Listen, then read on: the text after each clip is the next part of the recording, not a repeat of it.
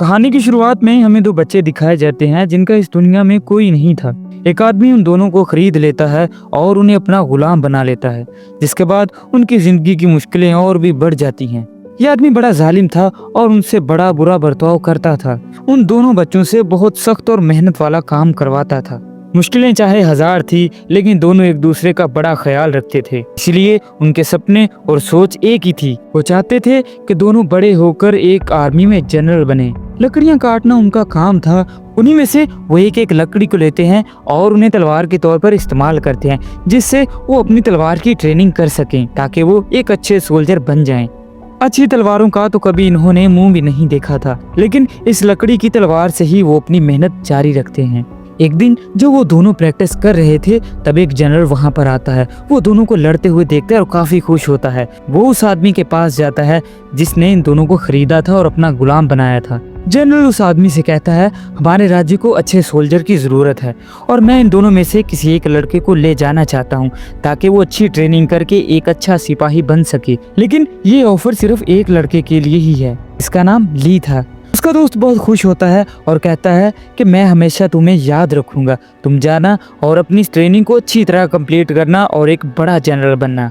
और तेरे पास अपनी फाइटिंग स्किल दिखाने का एक मौका है, अपने आप को साबित करके दिखाना। तो वो दोनों रात को अपनी आखिरी लड़ाई लड़ते हैं, क्योंकि अगले दिन वो एक दूसरे से अलग होने वाले थे। ली अपने दोस्त से कहता है, मैं यहाँ रहते हुए अच्छी ट्रेनिंग करूंगा ताकि जब तू जनरल बनकर मुझे लेने आए तो मैं तेरी आर्मी में शामिल हो सकूंगा। ली अपने दोस्त के चले जाने के बाद बहुत मेहनत करता है। वो अकेला दूर पहाड़ों में जाता और अपनी ट्रेनिंग करता। धीरे धीरे वो इतना महान तलवारबाज बन जाता है कि अपनी लकड़ी की तलवार से ही पत्थर में छेद कर डालता है। एक दिन जब ली अपने कैंप में आराम कर रहा होता है, तब उसका दोस्त उसके पास आता है जो काफी बुरी हालत में होता है और मरने वाला था।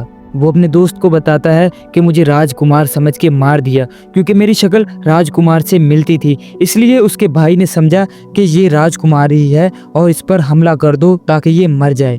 उसका दोस्त उसे एक नक्शा देकर कहता है, इस नक्शे की मदद से तू एक गांव में पहुंचेगा जहां तुझे एक सेना मिलेगी जो तुझे फाइटिंग की अच्छी तरह ट्रेनिंग देगी। ये कहकर उसका दोस्त मर जाता है। ली जल्दी से गांव की तरफ भागता है। रास्ते में कई डाकू उसे रोकने की कोशिश करते हैं, लेकिन ली की कई सालों की मेहनत के सामने वो टिक नहीं पाते।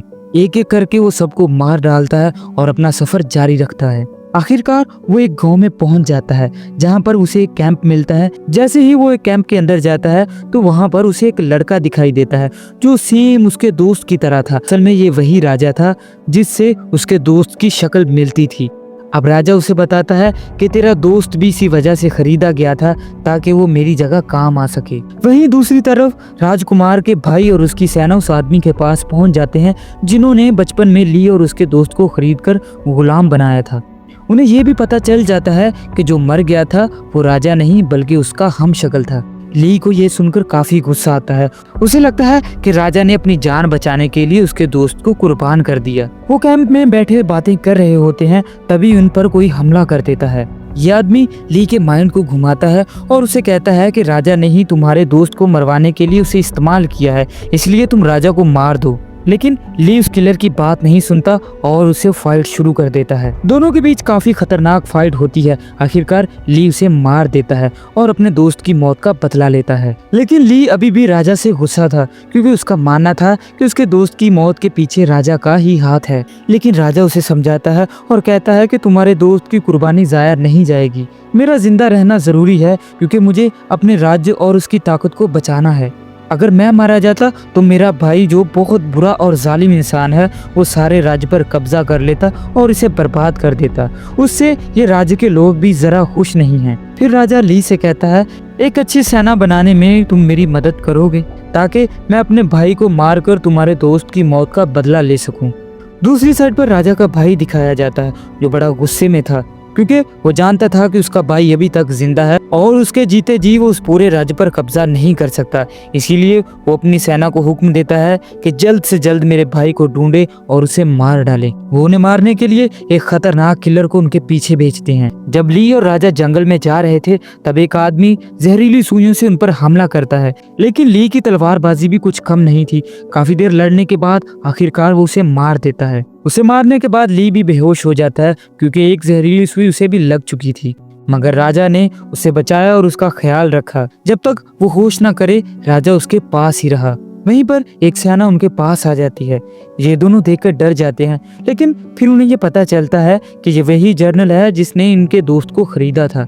वो राजा का खास आदमी था। वो समझता था कि शायद राजा मर चुका है, लेकिन जब वो उसे जिंदा देखता है तो अपनी वफादारी का इजहार करता है। फिर वो जनरल राजा से वादा करता है कि उसका ताज लाने में वो उसकी मदद करेगा।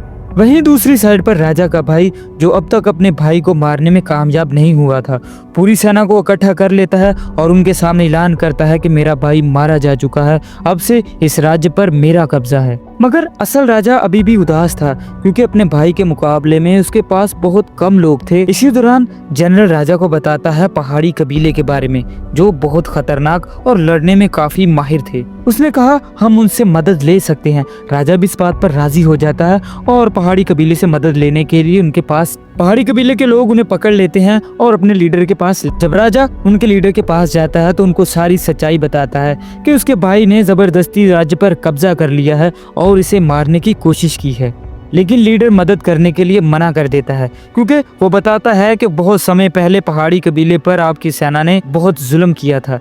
फिर राजा अपने किए पर शर्मिंदा होता है और उसे माफी मांगता है।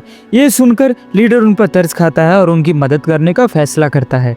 जब वो लीडर अपना मास्क उतारता है तो पता चलता है कि वो एक लड़की है।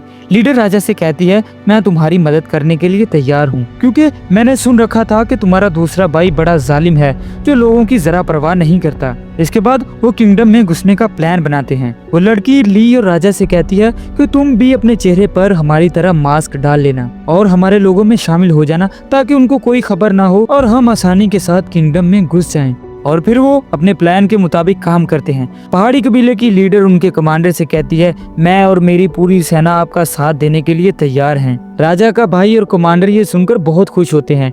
वो अपने राज्य में उनको आने की इजाजत दे देते हैं। इसके बाद से वो पूरी सेना ली और राजा के साथ उनके महल में आ जाते हैं। फिर अचानक से पहाड़ी कबीले के लोग उन पर हमला कर देते हैं।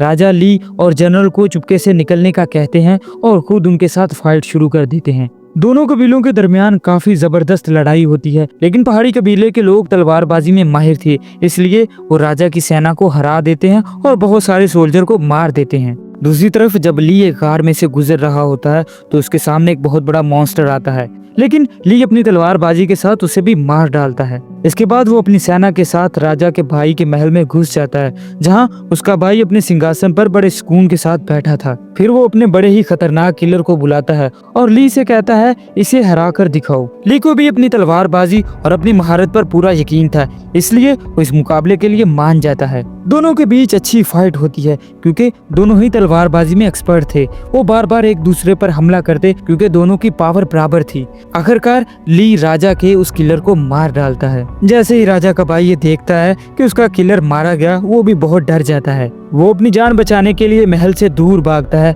लेकिन पहाड़ी कबीले के लोग दरवाजे पर ही उसे घेर लेते हैं और उसे पकड़ लेते हैं। अब राजा को भी अपने भाई को हराने में देर नहीं लगती। राजा पहले ही वार में अपने भाई को हरा देता है और मार डालता है। फिर वहाँ सभी लोग जीत का बड़ा जश्न मनाते हैं और पहाड़ी कबीले के लोग भी हमेशा के लिए राजा के साथ रहने के लिए तैयार हो जाते हैं। आखिर में पहाड़ी कबीले की लीडर अपनी महान तलवार ली को दे देती है। अपनी बहादुरी और तलवार के साथ ली अपना सफर जनरल बनने के लिए शुरू करता है। वो अपने सपनों के बहुत करीब था, क्योंकि बचपन में उसने और उसके दोस्त ने एक ही सपना देखा था कि बड़े होकर महान तलवारबाज बनना और एक अच्छा जनरल बनना। इसलिए वो जिंदा रहकर अपना और अपने दोस्त का सपना पूरा करेगा। इसी के साथ ये कहानी यहीं पर खत्म होती है। इसी तरह के मोर इंटरेस्टिंग क्लिप्स को जानने के लिए आप वीडियो को लाइक कर सकते हैं, हो सके तो चैनल को सब्सक्राइब भी कर दें।